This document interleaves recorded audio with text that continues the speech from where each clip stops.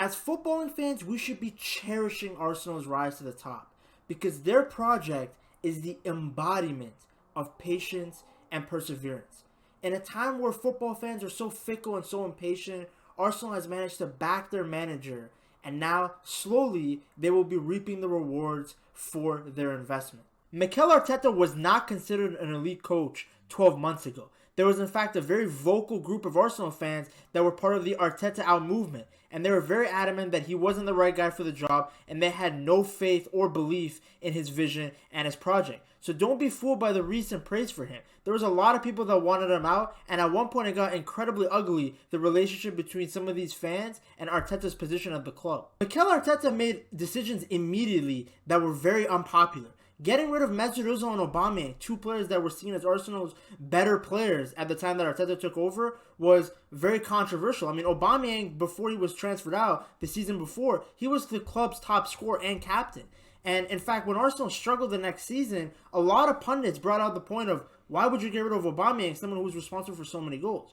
But Arteta and the entire Arsenal board understood that in the long-term project, Aubameyang had no role to play. And having him in the short term was actually a bit of a deterrent because they have a young, impressionable team, and having someone with the prima donna attitude of Aubameyang, someone who's universally seen as a bit of a mercenary in the world of football, would impact them negatively as opposed to having maybe a slight decline in the number of goals, but knowing that this would allow an opportunity for the other young players like Saka, Martinelli, and Nketiah to step up into that new responsibility. So do not let the recency bias fool you. Mikel Arteta was not considered an elite coach 12 months ago. And more importantly, the majority of the recruitments that he and the Arsenal board made were heavily criticized at the time.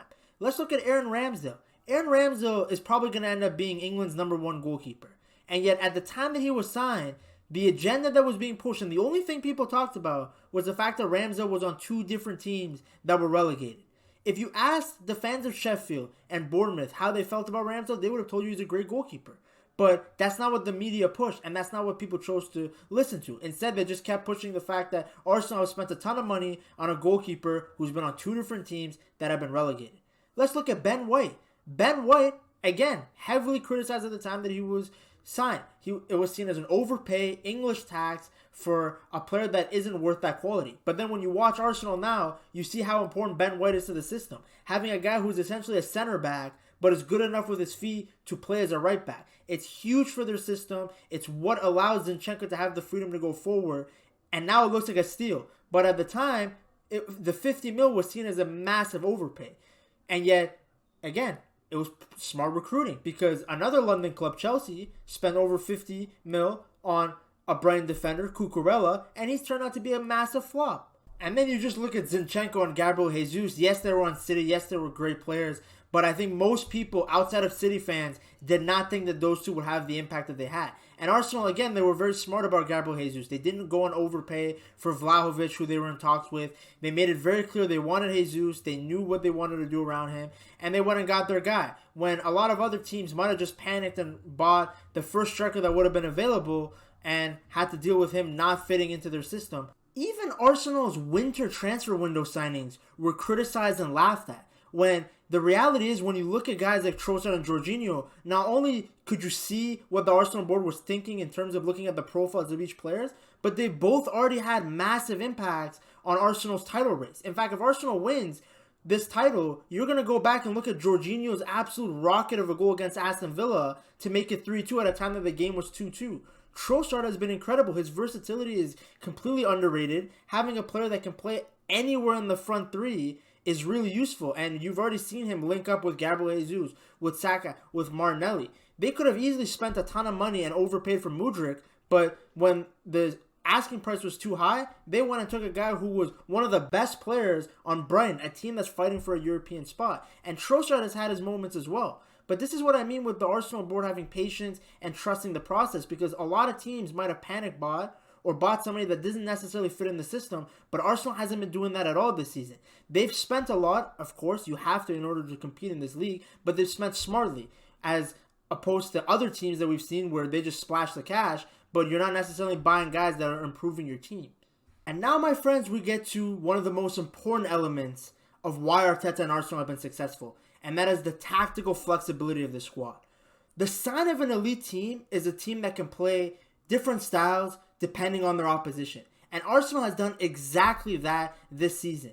Being a graduate of Pep's coaching academy, you always knew that Artete was going to play some sort of possession-oriented system with Arsenal. And they do it this year with inverted fullback, something that Arteta definitely took away from Pep, or maybe he was the source of it when he was Pep's right-hand man. Either way, what Zinchenko has done for this Arsenal team honestly puts him in the conversation as the best left back in the Premier League this season. How many players do you know that could play that role at the level that he plays in it? Coming into midfield, helping playing out of the back, and creating those mismatch opportunities where Arsenal try and create a numbers advantage to themselves. And it's worked excellent. They're able to destroy teams using the system because they have a guy like Zinchenko who's so good with the ball at his feet, and he's essentially an extra midfielder, helping guys like Xhaka and Odegaard get into better positions in the final third. But Arsenal is by no means a one-trick pony. Yes, they can play a possession system, and that's probably what they prefer, but they've been excellent this year on the counter-attack as well. And that's because they have guys like Gabriel Martinelli and Saka who are excellent in space. And that's allowed them to utilize their speed and utilize their dribbling to create opportunities. I mean, Arsenal is equally as dangerous playing back and hitting a team on the counter as they're with the ball at their feet. And that's because of those wingers. This fluidity in their style allows them to get results against different teams using different systems. Because if they play a team that's playing a low block, like an Everton, like Leeds United, they're able to play possession system and break it down with creative players like Martin Odegaard, who's able to get into those little pockets and create opportunities. But if they also want to play on the counter, let's say against Man City, who might want to keep the ball more than them, they can, because they have the quality of wingers to be able to identify counterattacking situations and take on the opposition fullback in one-on-one situations. And that's why Arsenal has been able to get result after result this season, when in previous years they might have struggled against different systems. The mentality of this team is different now too. For such a young team with a young coach and young stars, they've done a great job of not collapsing, which is something that Arsenal has traditionally done a lot. Think about how many late game winners they've had, how many games that have looked like drop points, yet they've come up with all three. Just off the top of my head, I'm thinking of the Aston Villa game where Jorginho scored and then Martinelli scored again to help them win 4-2. Or how about the game against Bournemouth where Reece Nelson scored that absolute screamer to get them the results? It's games like that that make you believe that they can win the league. But more importantly, it's a testament to their strength of their mentality to not give up, to keep fighting, when we've seen Arsenal in the past. They've had games where they've lost 8-2. They've had games where they've lost to oppositions that they really should have been beating. But this year, more than any year that I can recently remember for Arsenal, they've done an excellent job in winning games that you might have thought they had no chance in, or that they had already fumbled. So what does this all mean? Why should we care? Well, the reality is, unless you are a Tottenham Hotspur supporter or a Manchester City supporter, Arsenal winning the league playing this sort of entertaining football is great for everybody. It's one of the biggest clubs in the world getting back to a high level of pedigree. Think about how long it's been since Arsenal has played Champions League games.